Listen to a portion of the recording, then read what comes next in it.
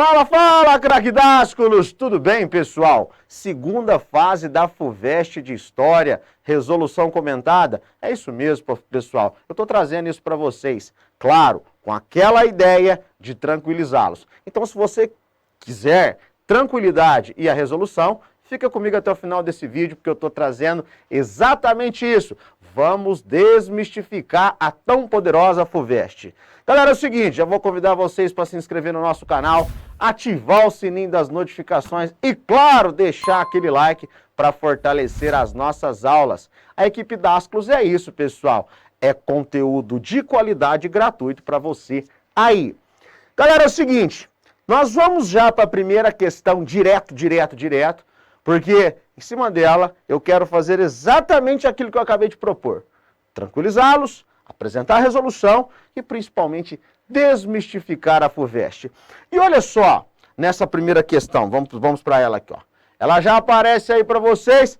Analise a imagem.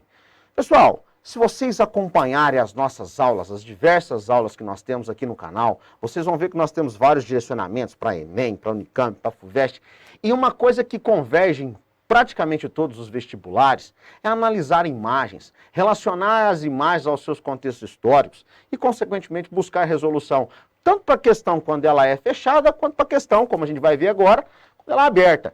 Tudo bem? Nesse caso, é uma questão aberta que, primeiramente, a gente vai ter que analisar elementos, eu vou pegar minha caneta aqui, ó, elementos dessa imagem.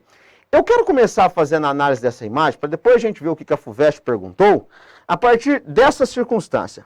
Olha aí. El Greco. Tudo bem?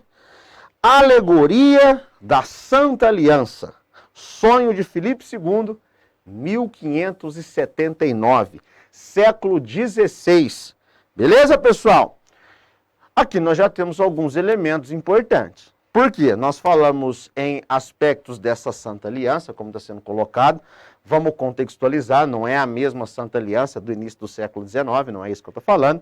Tem outra situação importante, nós estamos falando de século XVI, e chamando a atenção, pessoal, para um cenário que envolve aspectos religiosos e aspectos, aspectos religiosos espirituais, vamos colocar assim, né, sobrenaturais, com aspectos mundanos. Vocês vão ver como que ela, quando ela foi perguntar, direcionou melhor para nós.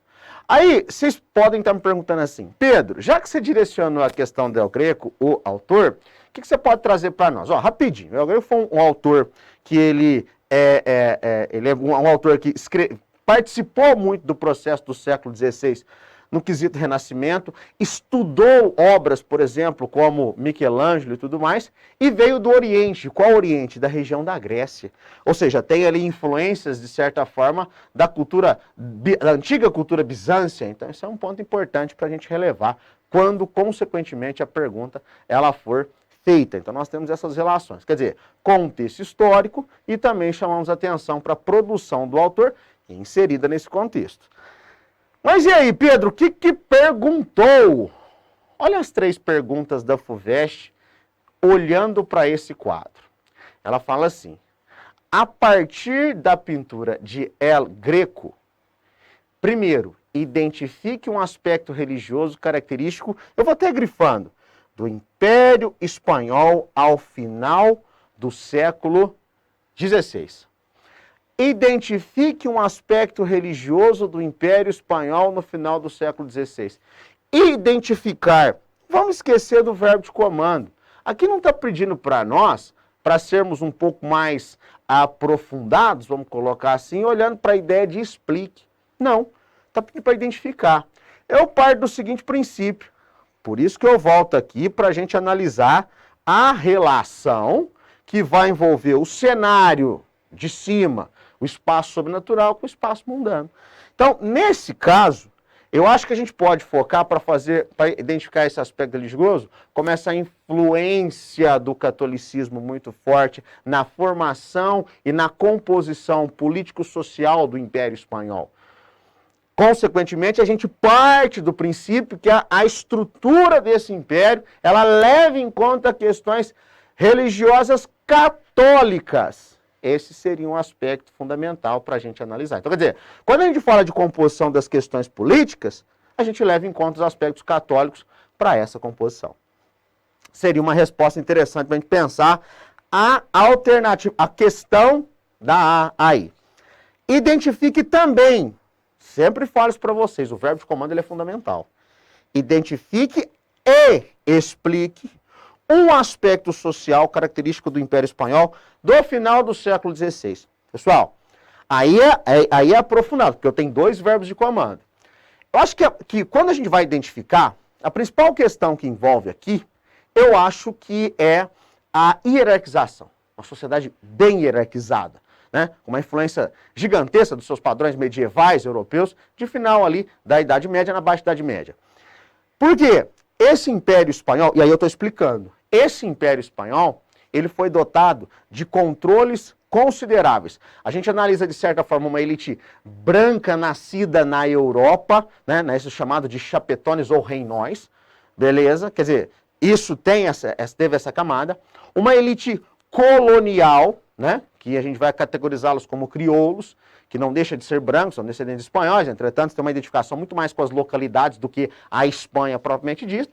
E aí nós temos um restante de população que é a ampla maioria. Podemos olhar para os mestiços, podemos olhar para os nativos, podemos olhar para os negros, africanos, até porque quando a gente vai analisando, nós estamos falando de um cenário geográfico bem extenso, né? O Império Espanhol ele pegou desde a região da costa oeste americana atualmente, passando pela América Central e indo até o sul da América do Sul. Aí, algumas exceções, por exemplo, o Brasil. Então, esse seria uma identificação, a hierarquização social e essa explicação. Vamos lá. A C fala assim, explique o papel da religião na formulação das justificativas para a colonização da América Espanhola. Tomem bastante cuidado para não fazer uma confusão com a A. Ah, Pedro, eu apresentei o aspecto religioso, tá beleza. Mas aqui ele fala, justificativa para a formulação. Quer dizer, a religião, na figura do catolicismo, participou ativamente do processo de colonização, né, justificando a necessidade de colonizar-se a partir da ideia dos nativos não serem catequizados, né, não serem detentores ainda da religião católica. Então precisamos trabalhar nesse sentido. Isso, consequentemente, pessoal, leva a um controle social. É o que a gente vai chamar das reduções no contexto do Império Espanhol, tanto político, tanto religioso quanto geográfico. Beleza? Então, o papel da religião, ele foi de fundamental importância. Porque ele trouxe explicações do ponto de vista religioso que gerou controles dentro da sociedade colonial, olhando consequentemente para como a política ela se estabelecer sobre os nativos e assim por diante.